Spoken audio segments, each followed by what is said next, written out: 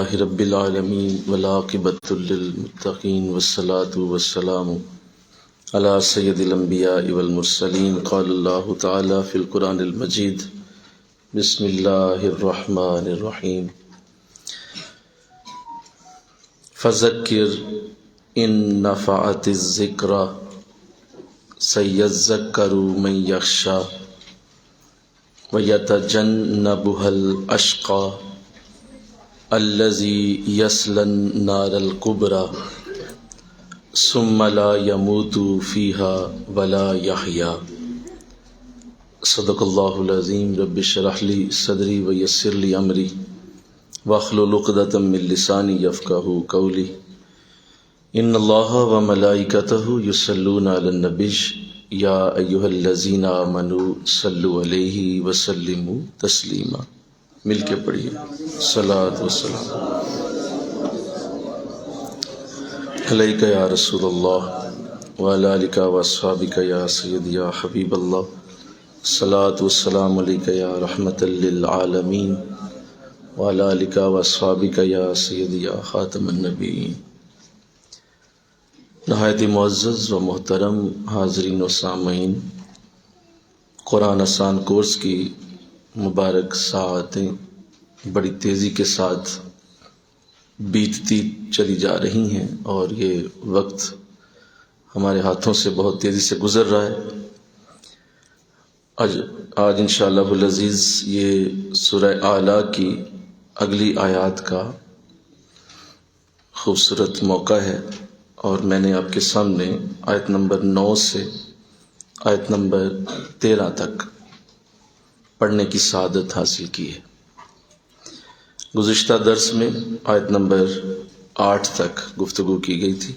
آج انشاءاللہ اس سے اگلی آیات آیت نمبر 13 تک آج انشاءاللہ اس نشست میں ہماری گفتگو ہوگی۔ آپ کے پاس ترجمہ موجود ہے، اس کے اوپر نظر جما لیں تاکہ اس کو سمجھنے میں آسانی ہو، پھر اس کی کچھ خوبصورت گفتگو آپ کے سامنے پیش کرنے کی سعادت حاصل ہوگی۔ ارشاد فرمایا اللہ نے فذکر ان نفعت الذکری، تو اے نبی تم ضرور نصیحت فرماؤ اگر نصیحت کام دے۔ سیذکر من یخشی، ان قریب وہ ضرور نصیحت مان لے گا جو اللہ سے ڈرتا ہے۔ وَيَتَجَنَّبُهَا الْأَشْقَى، اور اس نصیحت سے جو بڑا بدبخت ہے وہ دور رہے گا۔ الَّذِي يَصْلَى النَّارَ الْكُبْرَى، یہ وہی ہے جو سب سے بڑی آگ میں جائے گا۔ ثُمَّ لَا يَمُوتُ فِيهَا وَلَا يَحْيَا، پھر وہ اس میں نہ مرے گا اور نہ جیے گا۔ یہ آیات جو آپ کے سامنے پڑھنے کی سعادت حاصل کی ہے، چونکہ یہ ایک ہی موضوع پہ اتری ہیں، اور جیسے میں نے عرض کیا تھا کہ یہ سورہ اعلیٰ جو ہے یہ ابتدائے اسلام کی صورت ہے، لہذا اس میں بڑے ایسے مضامین شامل کیے گئے ہیں جو ایک مبلغ کے لیے، ایک داعی اسلام کے لیے، کیونکہ وہ دعوت کا دور تھا، حضور علیہ السلام دعوت پیش کر رہے تھے اور آپ اپنے دین کی تبلیغ میں مصروف تھے، صحابہ کرام بھی اپنی پوری ہمت اور کوشش صرف کر رہے تھے، تو اللہ نے ان آیات میں اسی دور کے مطابق صحابہ کو اور حضور علیہ السلام کو رہنمائی عطا فرمائی، اور بڑے اسلوب کے ساتھ دعوت دینے کے طریقے کو بیان کیا ہے۔ وعظ کرنا، نصیحت کرنا، یہ ایک باشعور معاشرے کا لازمی حصہ ہے کہ ضرور معاشرے میں کچھ لوگ ایسے ہوتے ہیں جو اچھی بات نصیحت کرتے رہتے ہیں، اور انہیں کرنی چاہیے، چاہے حالات کیسے ہی کیوں نہ ہوں، چاہے کتنی ہی گناہوں کی تند و تیز ہوائیں ہی کیوں نہ چل رہی ہوں، اور کتنا ہی ان کے راستے کے اندر رکاوٹیں کھڑی کی جائیں، اچھی بات کی نصیحت کرنا ایک معاشرے کے ایک گروہ کے اوپر لازم ہے، اور اللہ نے اس امت کا اصل مقام بھی یہی بیان کیا ہے۔ ارشاد فرمایا قرآن میں اللہ نے کنتم خیر امت اخرجت للناس، تم سب سے بہترین امت ہو، تمہیں لوگوں کے لیے بنایا گیا، تمہارا وجود لوگوں کے لیے ہے۔ تأمرون بالمعروف، تم نیکی کا حکم دیتے ہو، وتنہون عن المنکر، برائی سے روکتے ہو۔ یہ تمہاری خوبی ہے، تمہاری پہچان ہے، تمہارا طرہ امتیاز ہے، تمہاری یہی پہچان ہے کہ تم میں سے ہر ایک اچھی بات کرنے والا ہے، نصیحت کرنے والا ہے، اور لوگوں کو برائیوں سے روکنے کے لیے نصیحت کرنا یہ تم سب کے اوپر ہم نے لازم کیا ہے۔ تو لہٰذا یہ یاد رکھیے کہ دعوت دین کی دینا یہ مردہ دلوں کو زندہ کرنے کا سب سے پہلا سٹیپ ہے۔ اگر آپ چاہتے ہیں کہ لوگوں کے مردہ دل زندہ ہو جائیں تو آپ کو دعوت دینی پڑے گی، آپ کو لوگوں کو بلانا پڑے گا، لوگوں کو اپنی طرف راغب کرنا ہوگا۔ یہ ضروری عمل ہے، اس کے بغیر آپ کہیں کہ خود ہی اللہ ہر ایک کے دل میں ہدایت ڈال دے، وہ تو میں نے عرض کیا تھا کل کے درس میں کہ ہدایت پہلے ڈالی گئی ہے، وہ ایک جبلی ہدایت ہے جو اللہ نے اپنے بندوں کے دل میں ڈالی ہے، لیکن اس شعلے کو جوالا بنانا یہ انسانوں کے حق میں رکھا ہے۔ شعلہ تو اندر رکھا ہوا ہے، لیکن اس کے بعد اس کو مزید خوبصورت بن کے اس کو نکھارنا یہ انسانوں کے لیے ہے۔ تو لہٰذا ایک معاشرے میں یہ لازم ہے کہ نصیحت کی جائے۔ تو حضور علیہ السلام کو یہی فرمایا جا رہا ہے کہ آپ ضرور نصیحت کیجئے، فذکر، نصیحت کیجئے، ضرور کیجئے۔ کس کو کیجئے؟ ان نفعت الذکر، اگر آپ کو یہ یقین ہے کہ نصیحت کام کرے گی تو ضرور دیجئے۔ ایک مبلغ کو، داعی کو یہ اسلوب سکھایا جا رہا ہے کہ تم نے جب نصیحت کرنی ہے تو یہ یاد رکھنا ہے کہ سامنے والے تجھ سے نصیحت قبول بھی کرنا چاہیں، یہ ضروری ہے۔ اپنی نصیحت کو یوں ہی ضائع نہ کرتے پھرو، اور ہر جگہ، ہر چوک پہ، ہر گلی میں، ہر جگہ بیٹھ کے نصیحتیں کرنے والا سوائے اپنے وقت ضائع کرنے کے اور کچھ نہیں کرتا، اور نصیحتیں کر کر کے لوگوں کو بجائے دین پہ لانے کے انہیں اور زیادہ دین سے دور کرنے کا سبب بنتا ہے۔ فلذا یہ منع کیا گیا، فرمایا اگر نصیحت کام دے، تمہیں لگ رہا ہے کہ یہ نصیحت کروں گا، اس وقت لوہا گرم ہے، اس وقت لوگ میری بات سننے پہ آمادہ ہیں، محبت سے، پیار سے لوگ بیٹھے ہیں اور یہ میری بات کو برداشت کریں گے، تو ضرور نصیحت کرو۔ پھر بالکل چپ نہیں رہنا، خاموش رہنا منع ہے، تم نے نصیحت کرنی ہے، کیونکہ نصیحت سے تمہیں یہ یقین ہے کہ سامنے والے کا دل بدل جائے گا۔ اور ایسا ہوتا ہم نے دیکھا ہے، بڑے عرصے سے اس میدان میں ہم سفر کر رہے ہیں، کوئی 25 سال تو مجھے بھی ہو گئے، 98 سے لے کر 2023 تک، تو ایسا ہی دیکھا ہے۔ نصیحت جس کے دل پہ اثر کرتی ہے، وہ صرف ایک ہی محفل، ایک ہی مجلس کوئی بھی ہو، اس میں جب اس پہ نصیحت اثر کر جاتی ہے تو وہ شخص ہم نے اللہ کے ولیوں میں شامل ہوتے دیکھا ہے، اس پہ رحمت ہوتی دیکھی ہے، اس پہ کرم ہوتے دیکھا ہے۔ تو یہ سوچ کے چپ رہ جانا کہ نہیں، مطلب پتہ نہیں لوگ سنیں گے نہیں سنیں گے، اور چپ رہ کے نصیحت کو نہ کرنا، یہ بہت بڑی غلطی ہے۔ نصیحت کے الفاظ اللہ کی بارگاہ سے برکت لیے ہوئے ہوتے ہیں، اور جب آپ سچ بولتے ہیں تو سچ کا اپنا ایک نور ہے، اپنی ایک روشنی ہے۔ ٹھیک ہے، آپ کا عمل ضروری ہے، پیچھے عمل بھی لے کے آئیے، لیکن آپ یہ یاد رکھیے کہ اگر کسی جھوٹے کے منہ سے بھی سچ نکلتا ہے تو سچ سچ ہی ہوتا ہے، اس کو آپ جھٹلا نہیں سکتے۔ اگر کوئی جھوٹا بھی کہتا ہے نماز پڑھا کرو، تو بے شک وہ کہتا ہے نماز پڑھا، تو نماز پڑھا کرو کے اندر تو کوئی مسئلہ نہیں نا۔ ٹھیک ہے، کردار بھی ہونا چاہیے تھا، اس کو خود بھی نماز پڑھنی چاہیے، لیکن آپ یہ سوچ کے چپ ہو جائیں کہ میں خود تو پڑھتا نہیں ہوں لہذا بولوں گا بھی نہیں، تو یہ ڈبل جرم ہو گیا۔ یہ ڈبل جرم ہو گیا کہ ایک تو آپ خود نہیں کرتے اور دوسرا کسی کو کہتے بھی نہیں آپ۔ تو جب آپ کسی کو کہہ دیں گے تو امید ہے کہ ذہن اور سوچ کے کسی جگہ پہ یہ ضرور آئے گا کہ کاش میں بھی اس کی طرح نمازی ہو جاؤں، جس کو نمازی میں نے بنایا ہے، اللہ کرے کہ میں بھی نمازی ہو جاؤں۔ پھر یہ بھی یاد رکھیے کہ جس کو آپ نصیحت کرتے ہیں، یہ کوئی ضروری نہیں ہے کہ وہ شخص، ہو سکتا ہے جب وہ آپ سے نصیحت لے تو آپ سے بڑا نیک بن جائے اور آپ سے زیادہ اعلیٰ نیکی کے پیمانے پہ جا پہنچے، یہ بھی ضروری، کوئی حرج نہیں، اللہ کر سکتا ہے ایسے۔ تو لہٰذا جب وہ نیکی کے بڑے پیمانے پہ بیٹھا ہوگا تو اس کا ہر عمل جب ہوگا تو اس کا پہلا ثواب آپ کے نامہ اعمال میں درج کیا جائے گا۔ آپ کو اس کا ثواب ہوگا۔ تو اس لیے نصیحت کو کرنے کا پہلا رنگ دیا گیا کہ اس کو ضرور نصیحت کریں جو تمہیں لگ رہا ہے کہ یہ نصیحت لے گا۔ اور آگے ارشاد فرمایا اس کی علامت کیا ہوگی؟ جو وہ نصیحت ماننے والا ہے، سَيَذَّكَّرُ مَن يَخْشَىٰ، ان قریب وہ نصیحت مان لے گا جو اللہ سے ڈرتا ہے، جس کے دل میں خوف خدا ہے، جس کے دل میں اللہ کی بارگاہ کی محبت ہے، پیار ہے، طلب ہے، جو تڑپ رکھتا ہے، محبت رکھتا ہے، پیار رکھتا ہے، اور اس کے اندر یہ آرزو ہے کہ کوئی مجھے اچھی بات سنائے۔ آپ اس کے رویے سے دیکھیں گے، اس کی ادائیں بتائیں گی کہ یہ شخص کچھ چاہتا ہے۔ لہٰذا وقت ضائع نہ کریں ایسے لوگوں پہ جو بالکل کنی کترا جاتے ہیں، بھاگ جاتے ہیں، چھوڑ دیتے ہیں، اور وہ بالکل آپ سے دور ہوتے ہیں۔ اور آگے میں عرض کروں گا، آیات ابھی آئیں گی آگے، ان سے اللہ منع کر رہا ہے کہ نہیں تمہیں کیا ضرورت ہے، وقت کیوں ضائع کرتے ہو؟ اس پہ وقت لگاؤ جو اللہ سے محبت کرتا ہے، اللہ سے پیار کرتا ہے، جس کے دل میں شوق ہے، تڑپ ہے، ایک اس کے اندر خواہش ہے کہ کاش مجھے بھی کوئی اچھی بات سنائے۔ تو لہٰذا یہ تڑپ اور خواہش، اللہ اکبر، اللہ جسے عطا کر دے، جسے عطا کر دے، یہ ایک نہ ختم ہونے والی آگ ہے، یہ نہ ختم ہونے والا سلسلہ ہے، اور اللہ کرے یہ آگ اور بڑھتی جائے، آمین کہو۔ یہ طلب کی آگ، یہ محبت کی آگ، یہ پیار کی آگ، یہ ایک شدت اختیار کر دے۔ دیکھیں نا قرآن میں بھی دوسری آیت میں وہ بات کر دی، ھدی للمتقین، یہ ہدایت صرف اسے دے گا جو تقوی والا ہے۔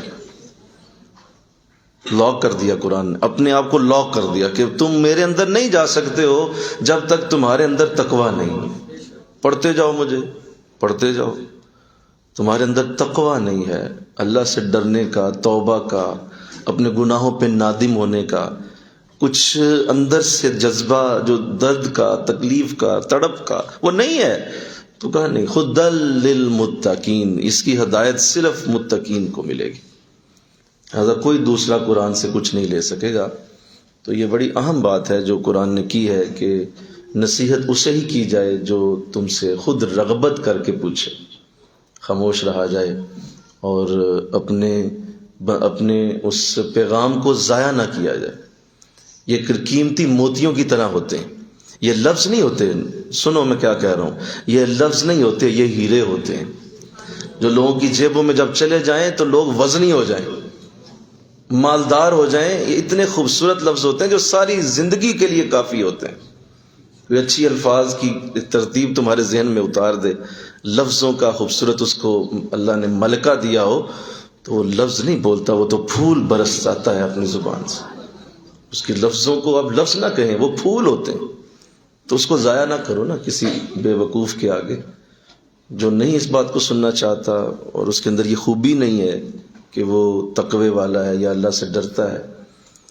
تو جب بھی داعی کسی کو دعوت دے تو اس اصول کو یاد رکھے اور ہمیشہ اپنے ذہن میں رکھ کے چلے کہ میرے رب نے اگر دعوت کے الفاظ میری زبان سے نکلوانے ہیں تو اسی کو اللہ سنانا جس کو تیرا خوف، تیرا ڈر ہے۔ میں ایک جملہ پڑھا تھا کئی سال پہلے، مجھے آج اس درس کے دوران وہ یاد آیا کہ کوئی ایک لمحے کے لیے بھی اللہ سے ڈرا، ایک لمحے کے لیے، کسی بھی جگہ وہ بیٹھا ہوا تھا، گھر میں تھا، کسی باہر کسی جگہ پہ تھا، اور نماز میں یا شاید مسجد میں یا کسی مجلس میں، کسی بھی جگہ ایک لمحے کے لیے بھی اللہ سے ڈرا، اللہ نے اسی وقت اس کے لیے ولایت کا دروازہ کھول دیا، کیونکہ اللہ کا ڈر بنیاد ہے۔ اس کے لیے نیکی کا دروازہ کھل گیا، اب وہ داخل ہو سکتا ہے۔ تو آپ اگر بنیاد سے ہی خراب ہیں، مطلب وہ نیکی کا جذبہ ہی نہیں ہے، تو پھر دعوت حضور کو فرمایا جا رہا ہے آپ نہ دیجئے۔ ایسا اس لیے کہا گیا کیونکہ حضور علیہ السلام بہت زیادہ اس میں ہلکان آپ کی طبیعت مبارک ہو رہی تھی۔ ہر ایک کو دعوت دینا، ہر ایک کے پیچھے جا کے اس کو بتانا، ہر ایک کے ساتھ ساتھ اس کو گائیڈ کرنا، رہنمائی دینا، آ جاؤ قرآن پڑھ لو، آ جاؤ اللہ کو مان لو، میں رسول ہوں، آ جاؤ، ہر ایک کے پیچھے پیچھے۔ تو فرمایا نہیں، ایسا نہ کیجیے، جو آپ کی سنتا ہی نہیں ہے ایسا نہ کریں، اسی کی طرف رغبت فرمائیں جو ہم سے ڈرتا ہے، جسے اللہ سے محبت مل کے کہیے سبحان اللہ۔ آگے فرمایا وَيَتَجَنَّبُهَا الْأَشْقَى، اور سنیے جو بڑا بدبخت ہوگا، سنیے بدبختی کی علامت میں توجہ چاہوں گا۔ لوگ کہتے ہیں بدبخت وہ ہے جو فلاں عمل کرے، فلاں عمل کرے، فلاں عمل کرے، نہیں، بدبخت جو قرآن جس سے بدبخت کہہ رہا ہے کہ وہ ہے کہ جو کسی کی نیکی کی دعوت کو جھٹلا دیتا ہے اور اس پہ وہ اکڑتا ہے، ہمیں کیا ضرورت ہے کہیں جانے کی، ہم خود کافی ہیں۔ یہ قرآن گھر میں ہے نا، پڑھ لو، اپنی حدیثوں کی کتابیں لے آؤ، جا کے پڑھ لو گھر بیٹھ کے۔ کیا ضرورت ہے کسی کے پاس دعوت انہوں نے دی بھی ہے تو جانے کی کیا ضرورت ہے؟ تمہارا اپنا دماغ نہیں ہے، سوچ نہیں ہے، پڑھو بیٹھ کے۔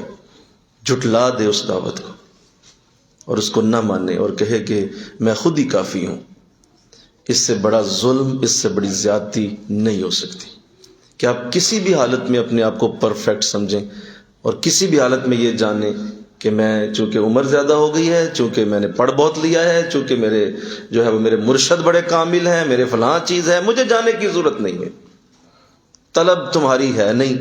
تو فرمایا یہ ہے وہ بدبخت جو دور ہوگا دعوت دین سے، اور اسے میسج ملیں گے، اسے نظر بھی آئے گا، اس کے کان سنیں گے کہ لوگ دعوت دے رہے ہیں، فلاں جگہ دین کی دعوت ہے، فلاں جگہ دین کے مجالس کا انتظام ہے۔ نہیں، مجھے ضرورت نہیں، اور اپنی مصروفیات میں لگا رہے، اپنے دین کے اس دعوت کے جو لوگوں نے پیار سے بلایا ہوا تھا کسی حلقے میں، وہاں نہیں جاتا۔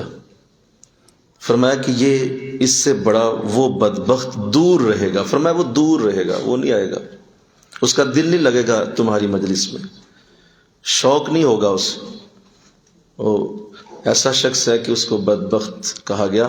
میں اسی آیت کو ریلیٹ کرتا ہوں حضور اسلام کی ایک حدیث سے جو بڑی طویل حدیث ہے، اور بہت طویل حدیث اس لیے کہہ رہا ہوں کہ وہ تو کم از کم ایک صفحہ سوا صفحے کی حدیث ہے، اور اس میں اللہ کے ذکر کی مجلس کا ذکر کیا گیا ہے۔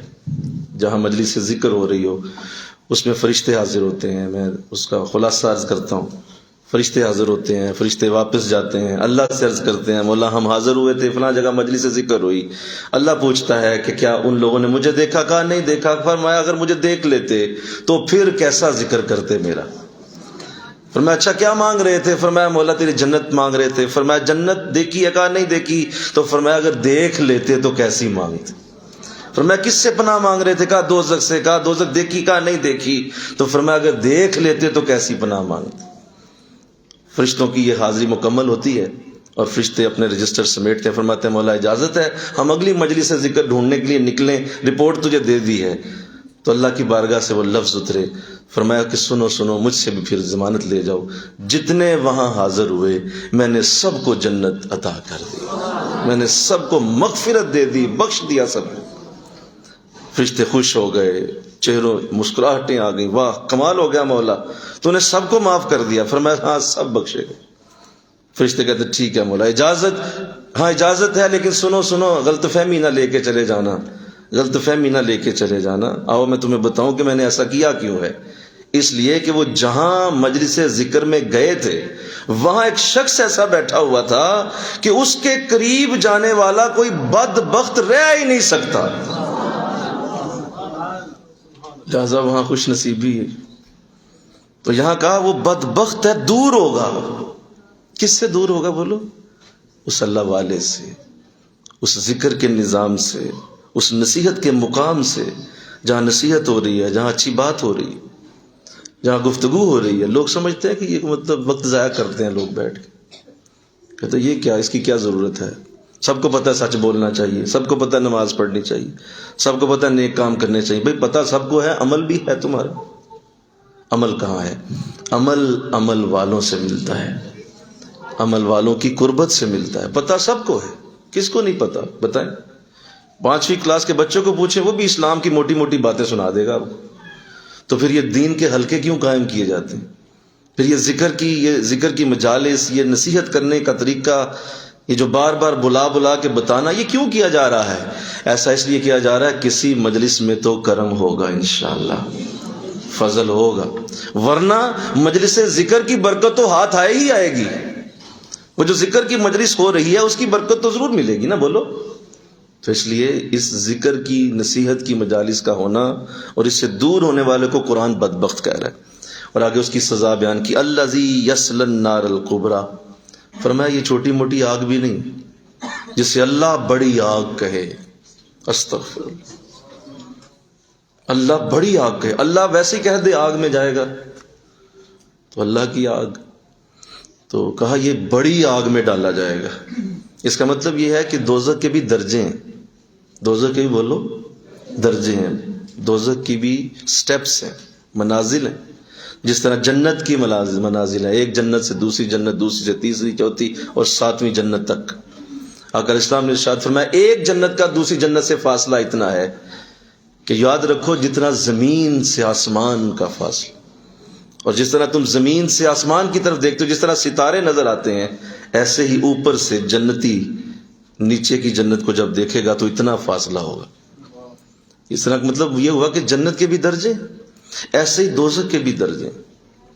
اللہ فرما رہا ہے کہ یہ جو مجالس ذکر سے بھاگتا ہے اور نصیحت والی جگہوں پہ نہیں جاتا، اور اسے آگے سے جو ہے وہ ٹچکریں آتی ہیں، آگے سے جواب دیتا ہے، آگے سے یہ بولتا ہے، کہتا ہے مجھے کیا ضرورت ہے جانے کی، فرمایا یہ چھوٹی آگ میں بھی نہیں ڈالوں گا، اس بدبخت کو بڑی آگ کے اندر ڈالوں گا۔ کہ اس طرح میری دین کی دعوت کو رد کرتا ہے۔ یہ آیت کریمہ یہ نازل ہوئی ولید بن مغیرہ، عتبہ اور شیبہ، جو اس وقت حضور علیہ السلام کی دعوت کو جس طرح جھٹلاتے تھے، جس طرح وہ مذاق اڑاتے تھے۔ الامان والحفیظ، ایسے الفاظ میں زبان سے نکالنا مشکل سمجھتا ہوں کہ وہ کس طرح حضور کو جواب دیا کرتے تھے، اور آقا دو جہاں کے سامنے کس طرح وہ ایک متکبرانہ انداز ہوتا تھا کہ جاؤ تم جو مرضی کر لو، جس طرح آج بھی کہتے ہیں جا تو کر لے میں پڑھ لوں گا، آج بھی جواب دیتے ہیں، کئی لوگ ایسے جواب دیتے ہیں کیا تم، اور جاؤ تسی کر لو، جا ہم بھی کر لیں، ہمیں ہے پتہ سارا، ہمیں پتہ کس طرح دین چلتا ہے۔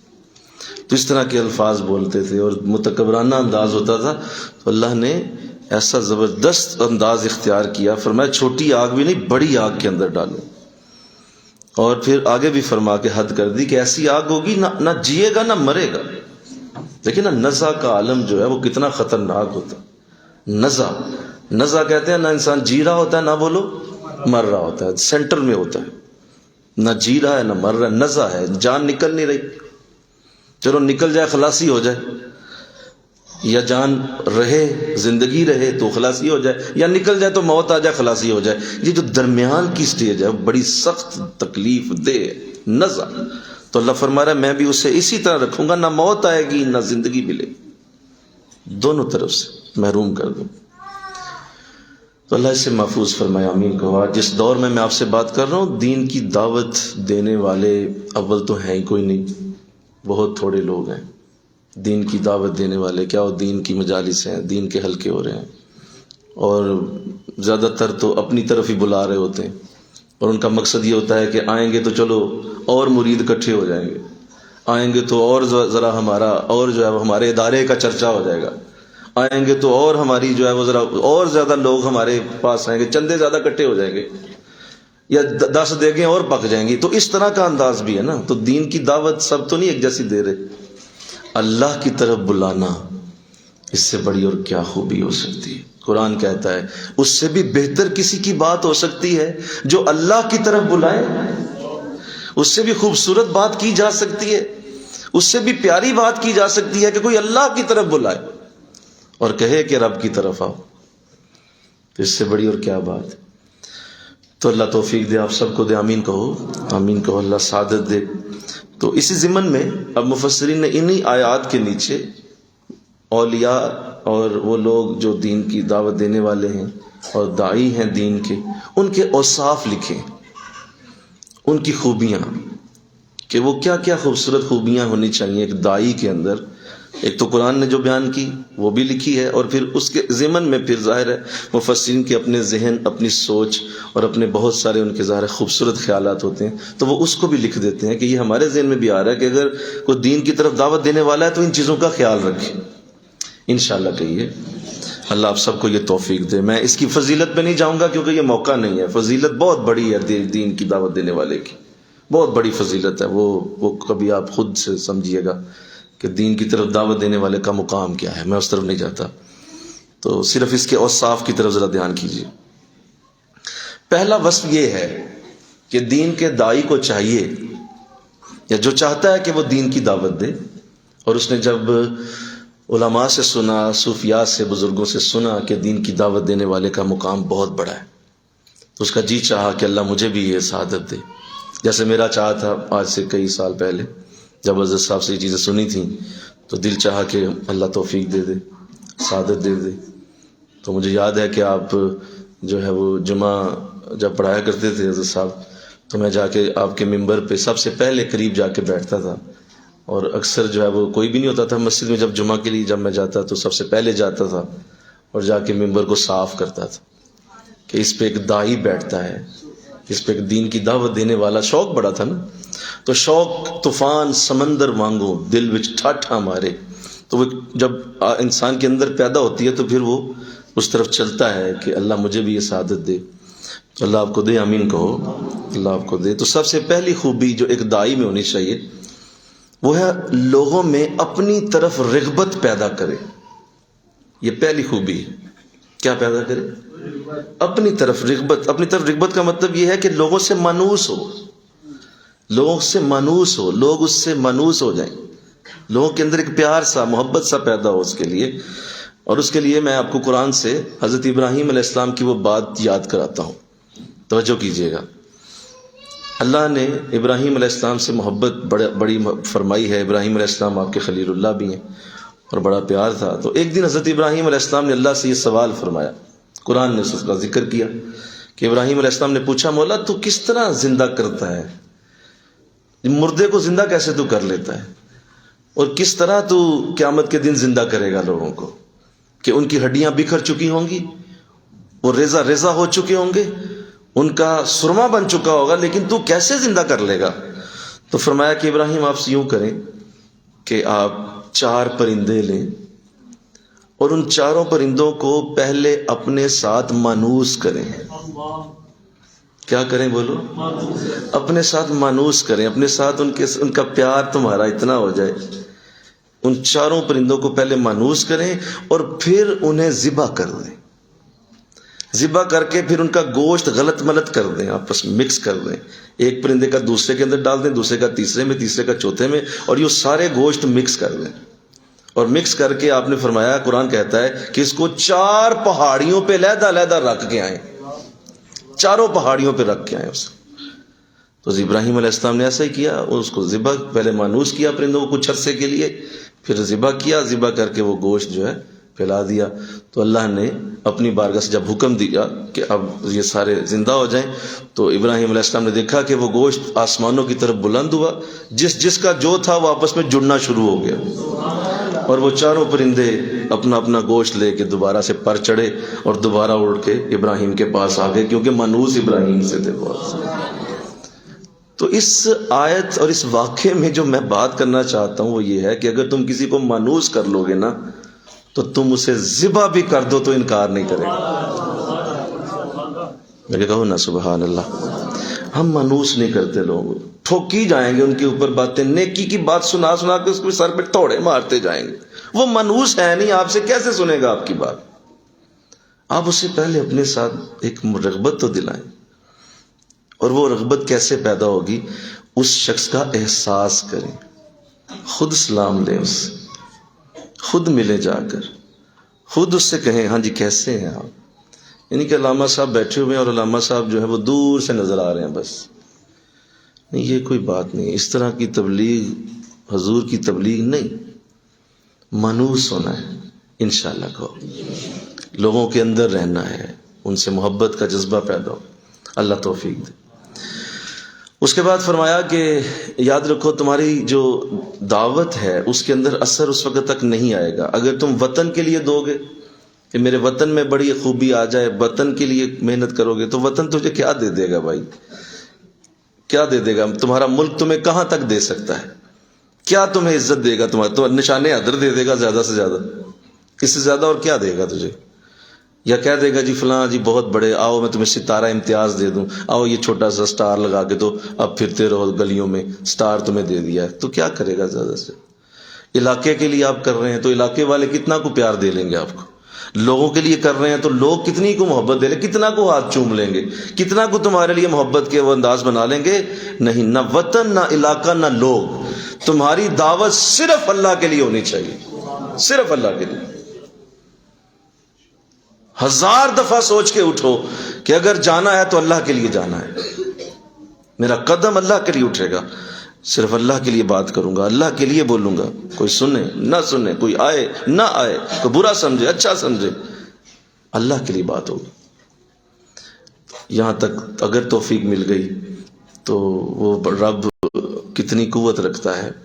کوئی اگر یہاں صرف اتنا ہی کہہ دے کہ حضرت باہر آپ کے لیے جلسہ ہو رہا ہے اور کوئی آپ کی محبت میں آپ ہی کی باتیں کر رہا ہے، تو میری جتنی اپنی طاقت ہوگی میں تو جاؤں گا نا پھر اس کے پاس، بولو نا بھائی کہ بھائی میرے لیے جلسہ کر رہے ہو اور میری ہی محبت میں میری باتیں کر رہے ہو تو آؤ مجھے بھی ساتھ شامل کرو، آؤ میرے پاس جتنی دولت ہے مال ہے وہ بھی تجھے دیتا ہوں اور کرو۔ تو یہ میری اوقات ہے نا، اگر رب کے لیے کوئی کرے تو رب اس کو کتنا عطا کرے، کتنی اس کو برکت دے، کیونکہ رب کے خزانے بھرے پڑے ہیں، اس کے خزانوں میں کوئی کمی نہیں۔ تو اللہ توفیق دے، آمین کو۔ پھر اپنی دعوت کو مادی و فوائد سے دور ہو کے کرے، کسی بھی طرح سے مادی فائدہ یا کوئی بھی مال کی طلب یا کسی بھی ایسا انداز کہ کوئی یہاں سے عہدہ رتبہ مجھے چاہیے اور کوئی لوگ کل کو میرے بھی کام آئیں گے، اگر یہاں انہیں اچھی بات کروں گا تو کہیں گے جی کیا بات ہے، کل کو آپ کے بھی کام آئیں گے نا وہ لوگ۔ تو اگر اس طرح کا انداز بنا کے آپ جا رہے ہیں، آپ نہ جائیں، محبت اور پیار نہیں ہے آپ کے اندر، مادی فوائد سے آپ نے دین کو بیچنا ہے تو نہ بیچیں، خدا کے لیے نہ بیچیں دین کو، یہ دین کو بیچنا بند کر دیں۔ دین کسی کی میراث یا وراثت نہیں ہے، یہ اللہ کا دین ہے، اس کو مادی فوائد کے لیے نہ کیا جائے۔ اور یہ سوچ کے جانا کہ دیکھیں جی اگر وہاں مٹن ہوگا تو خوب تقریر کروں گا، اگر دال روٹی پکی ہوگی تو 5 منٹ میں فارغ کر دوں گا، اور اگر ایسا ہوگا تو ایسے کروں گا، ایسا ہوگا تو ایسے کروں گا، کوئی بٹھائے گا تو بیٹھوں گا، نہیں بٹھائے گا تو واپس آ جاؤں گا۔ نہ کریں ایسا، کو بہت زیادہ توجہ تمنا اور اس طرح کے انداز بنانا اور لوگوں کی سبحان اللہ کی بھی ذہن میں رکھنا کہ اتنا لوگ یہاں بولے ہی نہیں، اتنا میری طلب ہی نہیں ہوئی، اتنی میری کوئی محبت ہی نہیں ہوئی، اتنا پیار ان لوگوں نے مجھے دکھایا تو آئندہ نہیں میں نے یہاں آنا، یہاں تو لوگ کسی کو پوچھتے ہی نہیں ہیں، یہاں تو 2-4 بیٹھے ہوتے ہیں، یہاں تو 5-6 بیٹھے ہوتے ہیں، انہوں نے کیا مجھے سمجھنا ہے۔ تو آپ کیا کر رہے ہیں؟ آپ نہ جائیں، آپ کا یہ شعبہ نہیں ہے، آپ جا کے کوئی اور کام کر لیں، آپ کا یہ شعبہ نہیں ہے، نہ کریں اس شعبے کو بدنام، اس شعبے کی عزت کو آپ داغدار نہ کریں، یہ آپ کے لیے نہیں ہے، یہ صرف اللہ کے لیے ہے، دعوت صرف اللہ کے لیے۔ داعی الی اللہ بنے، اپنے مال کے لیے عہدے کے لیے اگر آپ کر رہے ہیں تو اس دعوت کا کوئی اثر نہیں ہوگا، انشاءاللہ کہہ دیجئے۔ پھر یہ یاد رکھیے کہ آپ جب بات کرتے ہیں نا، سنیں، تو آپ کی بات کا اثر جو ہے یا آپ کی بات کی محبت، آپ کی بات کا پیار، آپ کی بات کی لوگوں کے اندر جو چاہت پیدا ہوتی ہے وہ اصل میں آپ کے لہجے سے ہوتی ہے۔ کس سے ہوتی ہے جی؟ لفظ نہیں اثر کرتے، لفظ تو بیچارے کیا کریں، وہ تو باتا سا ہیں، وہ تو الف باتا سا ہیں، حمزہ باتا سا ہیں، کچھ نہیں ہے بھائی، لفظ نہیں ہے، اس کے پیچھے لہجہ اثر کرتا ہے، اور لہجہ جو ہے وہ محبت چاہتا ہے، وہ پیار چاہتا ہے، وہ رونے والی آنکھ چاہتا ہے، وہ تمہارے سے یہ چاہتا ہے کہ تم بھی اللہ کی بارگاہ میں تڑپ کے رونا شروع کرو۔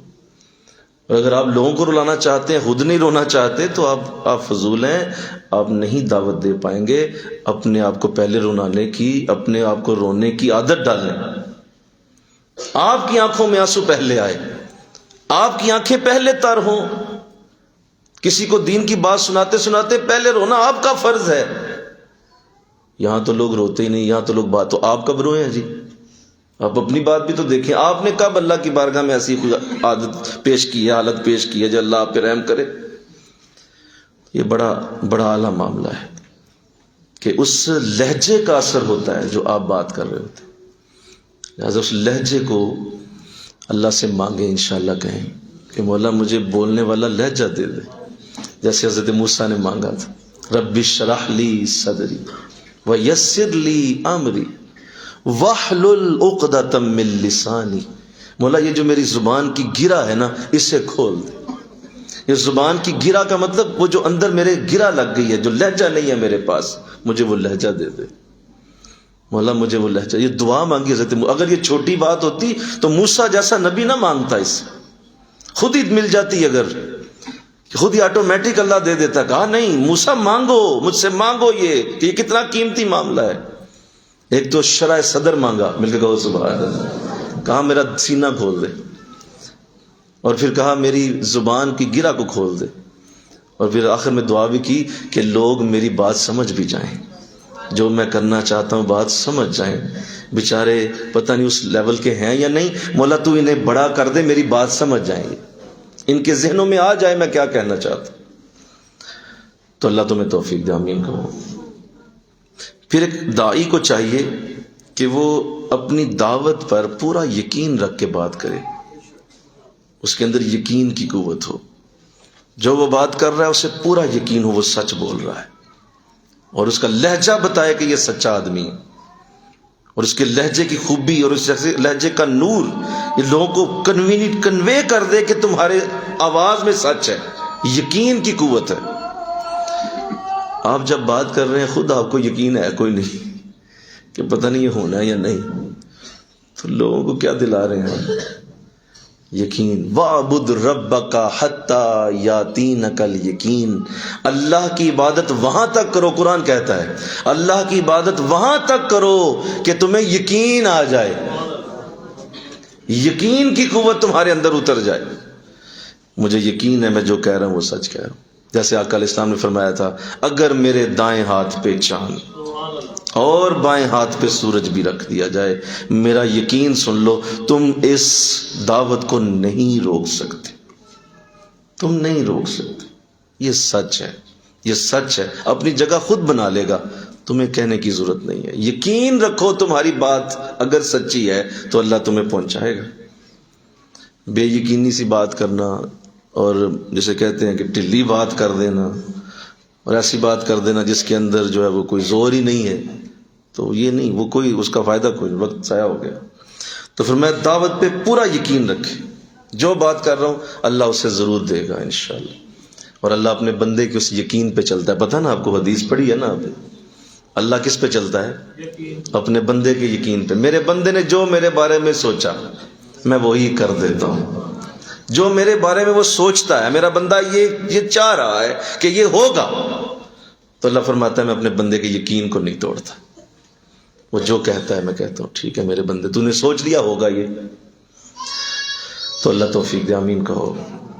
پھر ایک داعی کو چاہیے کہ اپنے کردار کو بلند رکھے. کیا کرے؟ سارے بولو، بڑی عام بات کرنے لگا. کس کو بلند رکھے؟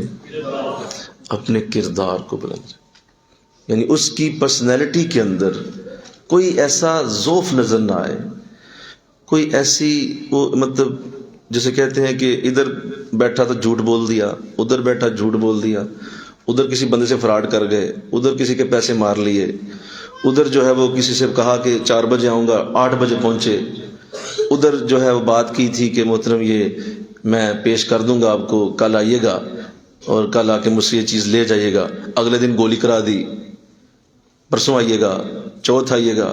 یہ چیزیں آپ کے کردار کو ڈیمیج کر دیتی ہیں، ڈیمیج کر دیتے ہیں. زیادہ ہنسنا، کہہ کے لگانا، اور اتنا ہنسنا کہ مطلب لوگ کہ یار یہ مسخرہ ہے، یہ کوئی دائی نہیں لگ رہا، یہ تو کوئی ہنسنے ہنسانے والا پانڈ ہے، اس طرح کا اس کی انداز ہے.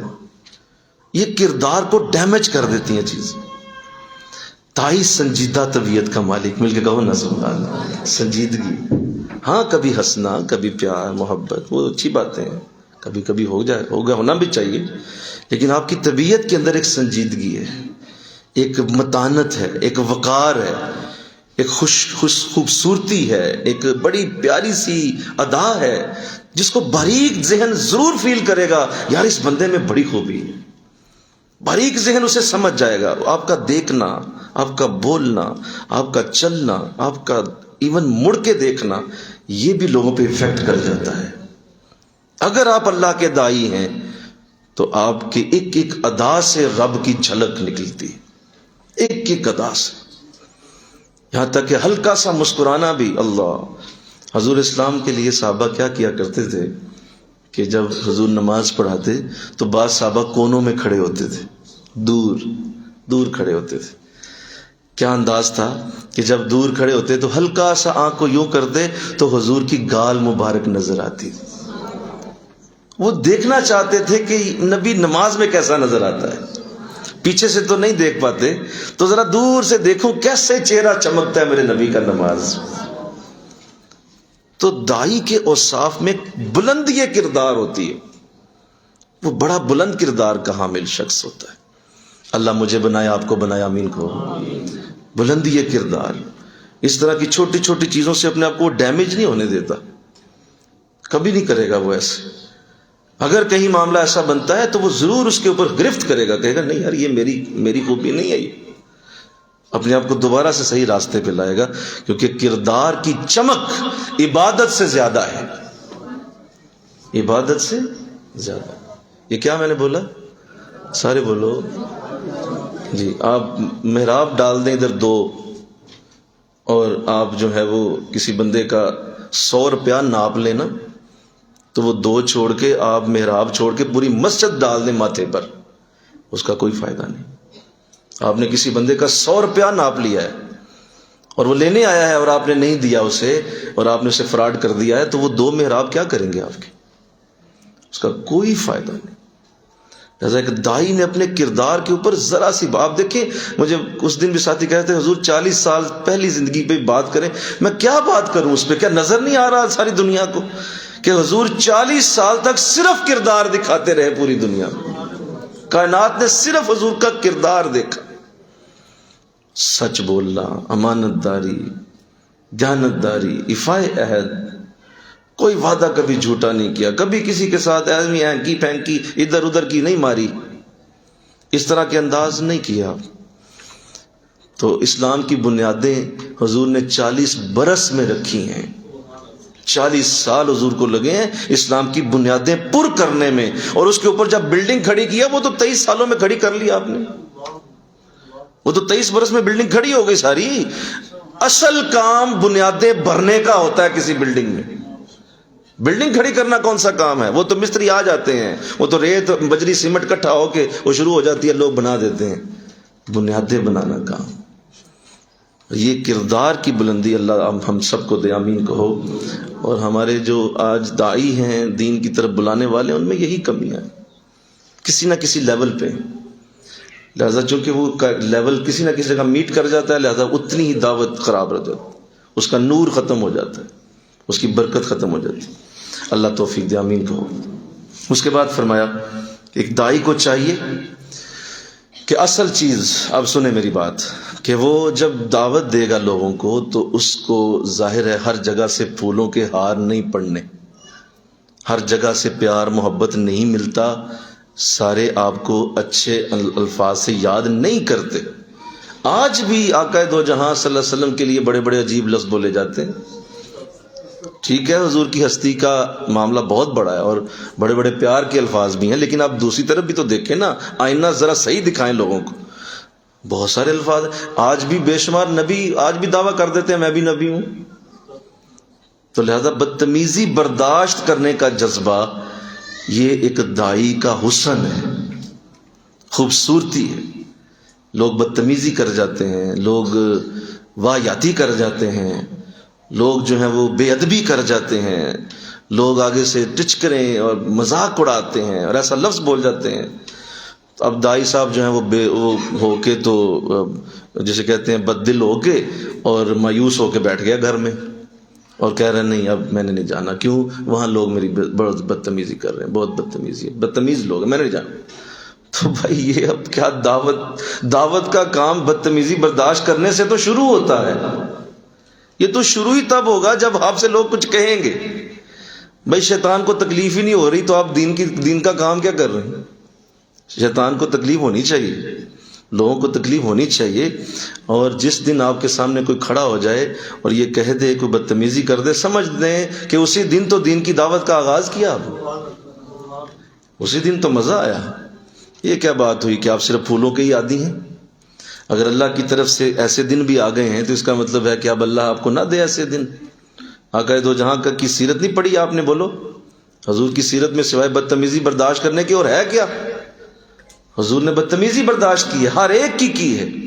کوئی چھوٹا آیا، کوئی بڑا آیا، کوئی کیسا آیا، حضور کی بدتمیزی، حضور کو بدتمیزی کے الفاظ سے بول گیا، حضور نے برداشت فرمایا. تو جذبہ ہونا چاہیے. اور اس لیے قرآن نے اصول دیا وَإِذَا خَاطَبَهُمُ الْجَاهِلُونَ قَالُوا سَلَامًا. اگر تم سے کوئی جاہل بات کرے تو بس اسے سلام کہہ کے چلے جاؤ. الجھو نہیں اس کے ساتھ، بحث نہیں کرو، اس کو جو ہے وہ بار بار جیتنے کی کوشش نہ کرو. نہیں تم مجھے ہرا سکتے، میں تمہیں جیت کے دکھاؤں گا. یہ نہیں ہوتا تمہارا، یہ تمہارا کام ہی نہیں. جیتنا تم نے کہاں کس نے کہا تم نے جیتنا ہے؟ یہاں ہارنا بہتر ہے، یہاں محبت میں ہارنا بولو چپ ہو جاؤ. قالوا سلاما، سلام کر دو، اسے کہو بھائی ٹھیک ہے، تو بہتر ہے، زیادہ اچھا ہے تو مجھ سے. ایک بزرگ اللہ والے وہ اسی طرح درس دے رہے تھے، گفتگو کر رہے تھے، تو گفتگو کے دوران ہی ایک شخص کھڑا ہو گیا اور اس نے آپ سے کہہ دیا حضرت آپ نے یہ حدیث غلط پڑھی ہے. میں اس حدیث کو اچھی طرح جانتا ہوں، یہ الفاظ وہ نہیں ہیں، آپ نے حدیث کا مفہوم ہی غلط پڑھ دیا، لفظ غلط پڑھ دیے. تو آپ کو بالکل شرم نہیں آ رہی، آپ حدیث غلط پڑھ. درمیان میں کھڑا ہو گیا. اندازہ کریں آپ کے، اگر ابھی فرض کر لو آپ کہ میں گفتگو کر رہا ہوں، آپ میں سے کوئی کھڑا ہو جائے اور کھڑا ہو کے ایسی بات کرنے لگے، بتائیں کس قدر وہ ایک بڑی بے ادبانہ سی گفتگو ہوگی. انداز کیا ہوگا کہ لو جی حضرت صاحب کے سامنے بےعزتی کر دی. تو ایسے ان کے ساتھ ہوا، وہ بولنے لگا. تو لوگوں نے اسے کہا بھی بیٹھ جاؤ، درس ہو رہا ہے، اس کے بعد بات کریں گے، تسلی سے کر لینا بات، تم حضرت ادھر ہی ہیں. لیکن وہ ناباز ہے، بولتا جائے. آپ نے فرمایا یار اسے بولنے دو، تم لوگ میری طرف توجہ کرو، میں گفتگو کر رہا ہوں، اسے بولنے دو. خیر وہ بولتا رہا. آپ نے گفتگو جاری رکھی. تو یہ حوصلہ ہے نا آپ کا کہ گفتگو پھر بھی جاری رکھی. حالانکہ وہ اٹھ کے جو ہے وہ مائک بھی پھینک کے چلے جاتے ہیں بعض، چھوڑیں جی ہم نہیں کرتے یہ کام. تو وہ گفتگو کرتے رہے. خیر گفتگو ختم ہوئی، دعا ہو گئی، لیکن وہ باز نہ آیا. وہ بار بار اونچی آواز سے بولتا جا رہا ہے. آپ اٹھے، مجلس سے نکلے جانے کے لیے واپسی. تو وہ ساتھ ساتھ چل پڑا، ساتھ ساتھ چلتا جا رہا ہے، ساتھ ساتھ کہتا جا رہا ہے آپ مجھے جواب نہیں دے رہے، آپ ڈر گئے ہیں، آپ سے بڑا کوئی ہے ہی نہیں، یہ ہیں آپ، فلاں ہیں، آپ کھڑے ہو نا، میرے بات کا جواب تو دیں. آپ دیکھیں آپ ڈر گئے. بولتا جا رہا ہے، آپ سنتے چلے جا رہے ہیں، یہاں تک کہ گھر آ گیا. تو آپ نے دروازہ نوک کر دیا تو دروازہ کھل بھی گیا. اندر جانے لگے تو مڑ کے اسے مسکرا کے دیکھا. فرمایا بھائی 2-4 باتیں جو رہ گئی ہیں وہ بھی کر لو، پھر میں اندر چلا جاؤں گا. کہیں تیرے اندر کوئی رہ نہ جا، حسرت نہ تجھے، وہ بول دے جو تیرا دل چاہے، پھر میں اندر نہ ٹر جاؤں. بولو تو بھی بول دے یار. اس کو لوگوں نے پھر سمجھایا ظالم آدمی، دیکھ مسکرا کے تجھے کیا کہے. تو اگر اتنی آپ کے میں سکت نہیں ہے نہ آئے اس رستے پہ، چھوڑ دیں. بس دور بیٹھ کے سبحان اللہ کہنے والوں میں شامل ہو جائیں. یہ رستہ آپ کا نہیں ہے. یہاں بدتمیزی برداشت کرنی ہے. لوگوں کی بہت ساری جو ہے وہ ایسی باتوں کے لیے بھی اپنے دل کے اوپر پتھر رکھنا ہے، کیونکہ دین کا مزاج ہی یہ ہے. دین کو پھیلانے والوں کے لیے مزاج ہی یہ رکھا گیا ہے کہ تم نے چپ رہنا. اور آپ کیا رزلٹ چاہتے ہیں اور آپ کس طرح کی بات سوچتے ہیں؟ حضرت نوح علیہ السلام کی مثال سامنے ہے. 950 سال تو صرف تبلیغ کی عمر ہے. کتنے سال؟ 950 سال صرف تبلیغ کی ہے. 1150 سال اوریجنل عمر ہے. 950 سال صرف تبلیغ کرتے ہیں اور 80 لوگ صرف ایمان لاتے ہیں. بتائیے کتنی بدتمیزی برداشت کی ہوگی، کتنا ظلم سہا ہوگا، کتنی تکلیفوں سے گزرے ہوں گے. 80 لوگ صرف ایمان لاتے ہیں 950 سال میں. اور محترم کو آج 6 مہینے 10 سال 1.5-2 سال ہوئے ہیں، اور 4 سال چلو 6 سال 10 سال ہو گئے ہوں گے، اور محترم کہتے ہیں کہ مجھے کوئی بات بھی نہ کرے. تو ایسے تو نہیں ہو سکتا. تو انشاءاللہ کہو اللہ توفیق. پھر ایک سالک کو، ایک دائی کو یہ چاہیے کہ اس میں ٹیم بنانے کی صلاحیت ہو. کیا ہو بولو؟ 1 مین آرمی نہیں چلتی یہاں. 1 مین آرمی نہ بنے، ٹیم پلیئر بنے. ٹیم پلیئر وہ ہوتا ہے جو ایسا خوبصورت، اس کے اندر ایک کوالٹی ہوتی ہے، کشش ہوتی ہے کہ اس کے ساتھ محبت والے مل جاتے ہیں. اصحاب جس طرح حضور کے حضور سے ملے، اور یہ ایک ٹیم بنی، ایک 313 کی ٹیم بنی اور غزوہ بدر فتح ہوا.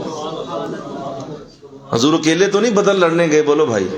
اگر چاہتے تو اکیلے چلے جاتے کہ میں رسول ہوں، محبوب ہوں، رسول ہوں، کوئی مسئلہ نہیں، اکیلا جاتا ہوں. فرمایا نہیں، میرے ساتھ چلو سارے. تو ٹیم بنانے کی صلاحیت ہو. لوگوں کے اوپر اعتماد کرے، محبت کرے، ان کو اپرچونٹیز دے، ان کو اپنی سیٹ بھی پیش کرنی پڑ جائے تو دے دے ان سے کہ آ جاؤ میری سیٹ پہ بیٹھ جاؤ، مجھے گوارا ہے، کوئی بات نہیں۔ مائک اپنا پیش کر دے، اپنا نام دے دے اور کہہ دو میرا نام بھی استعمال کرو لیکن میرے ساتھ مل کے کام کرو۔ محبت دے، پیار دے، ان کو عزت دے، ان کو رتبے دے، ان کو بڑے مقام دے، ان کو خلافتیں دے، ان کو پیار محبت سب کچھ دے دے اور کہہ دے کہ لو اگر میرا جسم و جان بھی چاہیے وہ بھی لے لو یار، لیکن میرے ساتھ چلو۔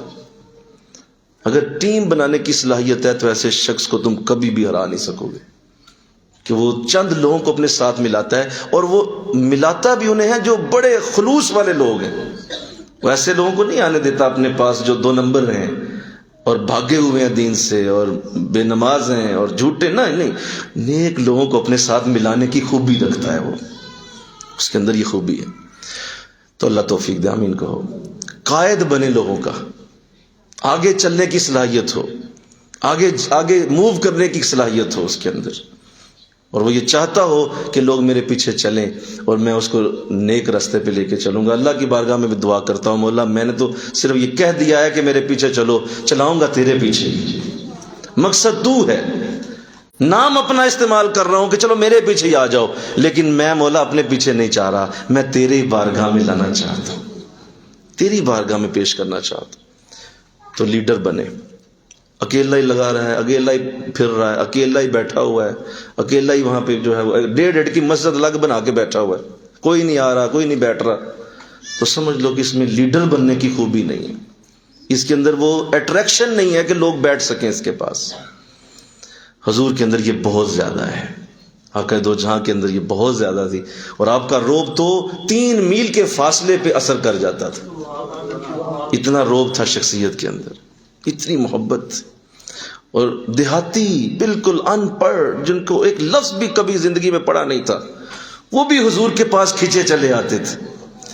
یہ بھی سوچنا کہ جی سارے پڑھے لکھے آئے میرے پاس، پڑھے لکھے کیوں آئے بھائی؟ تمہارے اندر یہ خوبی ہونی چاہیے کہ ایسے شخص کو بھی کھینچ لو جس کا ذہنی لیول بالکل 0 سے بھی نیچے، اسے بھی تم اپنے پاس لانے کی خوبی رکھو۔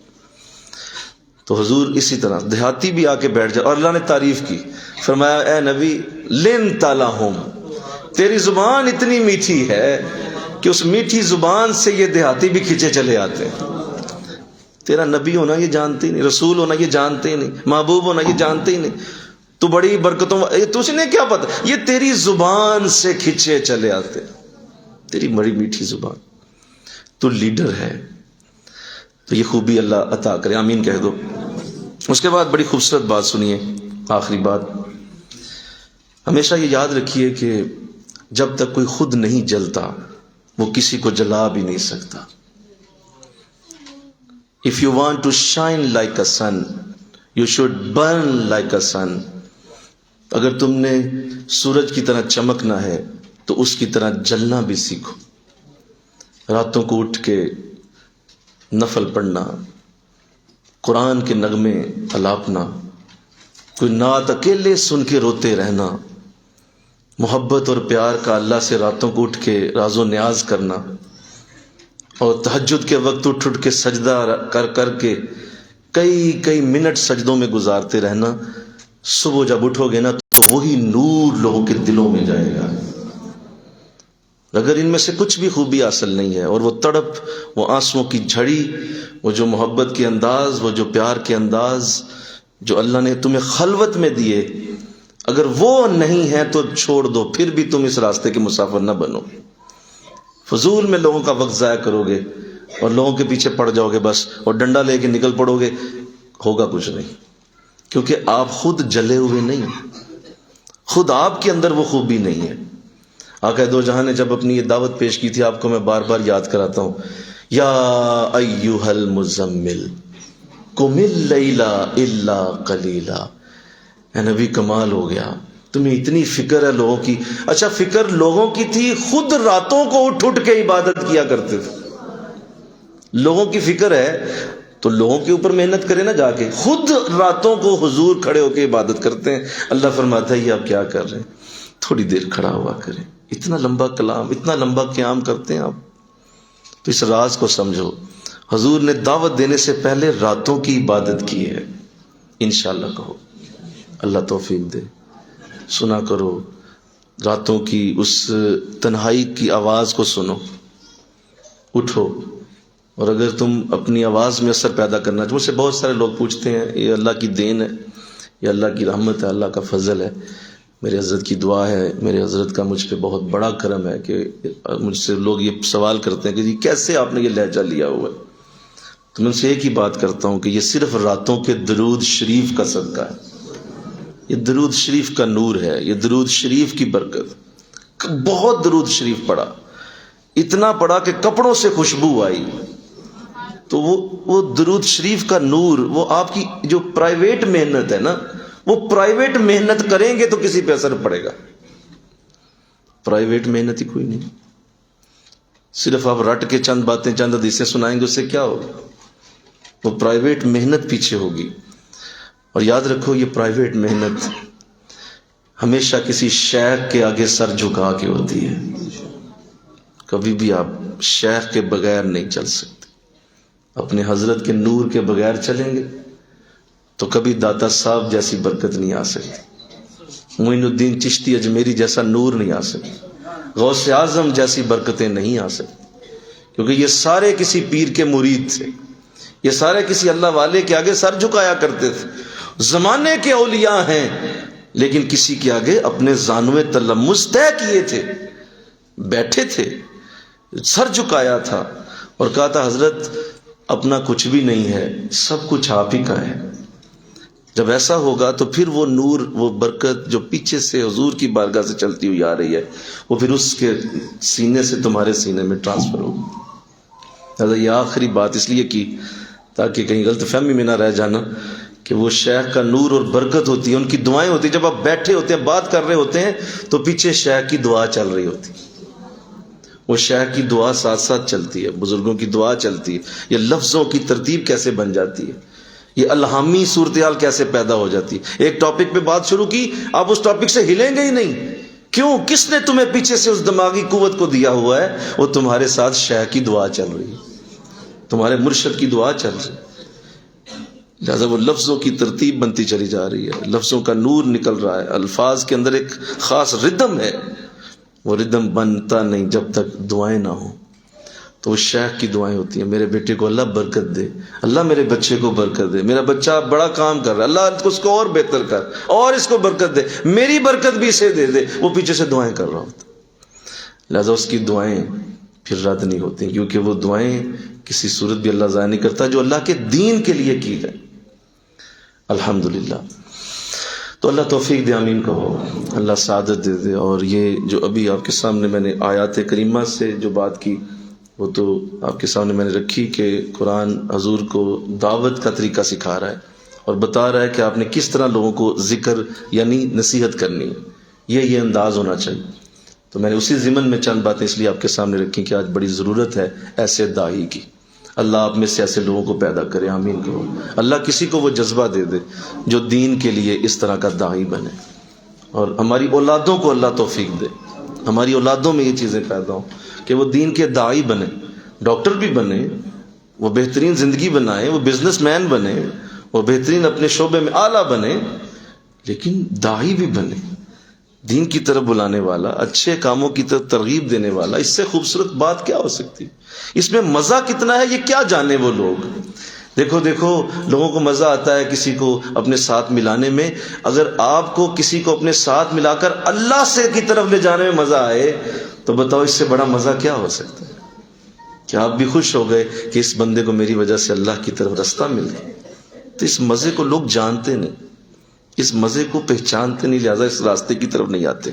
ورنہ یہ راستہ بڑا مزے کا ہے، بہت سکون کا ہے، بڑا اس کے اندر ایک خاص اللہ نے ایک نور رکھا ہے، روشنی رکھی ہے جو ہر وقت آپ کے دل میں جگمگاتی رہتی ہے. اور دیکھیے آپ سو بھی رہے ہیں تو جس شخص نے آپ کی وجہ سے نیکی کا راستہ لیا وہ کہیں بھی نیک عمل کرے گا، آپ کا نامہ اعمال اس کی وجہ سے لکھا جاتا رہے گا.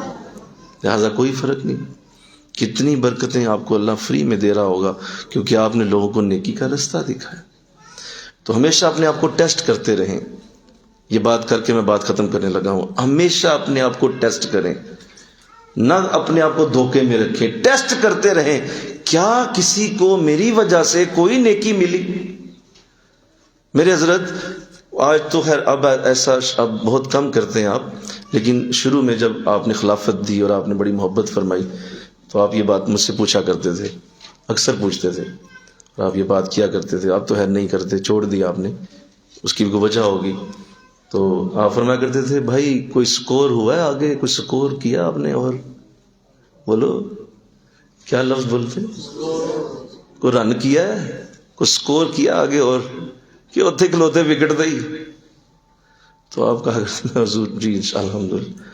تو یہ آپ پوچھا کرتے، کسی کو نیکی کا رستہ کوئی ہے، کوئی کسی کو نمازی بنایا ہو، کسی کو قرآن کی طرف لایا ہو، کسی کو آپ نے کہا ہو یار آؤ میرے ساتھ، تو کوئی ایک بھی ہوگا تو فرماتے یار کامیاب ہو گئے، کافی ہے، ضروری نہیں 100 کے 100 لاؤ، لیکن آپ یہ کہا کرتے تھے اپنے رن بناؤ، کوشش کرو اس وکٹ پہ دوڑو۔ تو اپنا ٹیسٹ کرتے رہا کریں کہ میری نیکیوں کا نور کیا آگے بھی پھیل رہا ہے کہ نہیں پھیل رہا ہے، کیا لوگوں کو یہ نیکی کا نور جا رہا ہے یا نہیں جا رہا ہے، کیا میری وجہ سے واقعی کسی شخص کو نیکی کی توفیق مل رہی ہے۔ اپنے آپ کو بے رحمانہ ٹیسٹ کریں، رحم نہ کریں اپنے اوپر، بار بار اپنے آپ کو کہیں تو ہے ہی کچھ نہیں، ابھی تک کسی ایک بندے کو تو کچھ نہیں کر سکا، تو کیا کر رہا ہے تو بھائی؟ اپنے آپ کو بے رحم قسم کی چھری کے نیچے لائے کہ بھائی یہ میری زندگی کیا ہے، کسی کو نیکی کی دعوت نہیں کبھی دی، کیا مطلب کسی کو میرے اندر اتنا اثر ہی نہیں ہے کہ وہ میری بات پہ نیکی پہ آ جائے۔ اس ٹیسٹ کو اپنے اوپر رکھیں تاکہ اللہ توفیق دے دے، اللہ آپ کی وجہ سے برکت اتارے۔ بڑی خوبصورت صورت ہے، اور ابھی اسی بات کو آگے جب اللہ آگے جائے گا، اس صورت کو ہم کل مکمل کر دیں گے، تو اب یہ پیک پہ جائے گی، اور آگے بڑی مارکۃ الآراء آیت آ رہی ہے، قد افلح من تزکا، وہ کامیاب اور مراد کو پہنچ گیا جس نے اپنے آپ کو پاک اور صاف کر لیا۔ اس پہ ہم انشاءاللہ اور دیگر آیات کو کل انشاءاللہ مکمل کیا جائے گا۔ اللہ مجھے آپ کو توفیق عطا فرمائے۔ وما علینا الا البلاغ۔ آمین۔ اللہم صلی علی سیدنا و مولانا محمد وعلی آل سیدنا و مولانا محمد وبارک وسلم الہ العالمین۔ ہم تو نہیں جانتے مولا کہ تیرے دین کے لیے کہاں سے کس طرح سے مولا یہ دعوت کے انداز ہونے چاہیے، لیکن تو نے آج پڑھنے کی سمجھنے کی توفیق دی ہے۔ اللہ اب اس پہ عمل کی بھی سعادت عطا فرما، ہمارے اندر یہ خوبیاں پیدا ہوں، ہمارے اندر یہ توفیق پیدا ہو، ہمارے اندر یہ ذوق پیدا ہو، یہ شوق پیدا ہو تیرے قرآن سے جو آج آیات پڑھی، مولا اپنی رحمت سے قرآن کی آیات کا نور ہمارے دلوں میں اتار دے، اس کی روشنی ہمارے دلوں میں اتار دے۔ یہ برکت اور رحمت کے وقت اور لمحات مولا یہ بڑے کم ہیں، بڑے تھوڑے دن ہیں ہمارے اس کورس کے، اب مولا اپنی رحمت سے جو ہم کوشش کر رہے ہیں اسی کو قبول فرما لے۔ لا حول ولا قوة الا باللہ العلی العظیم، وصلی اللہ تعالی رسول خیر خلقہ محمد وآلہ وصحبہ۔ السلام علیکم ورحمۃ اللہ وبرکاتہ۔ نماز عشاء کی اذان دی۔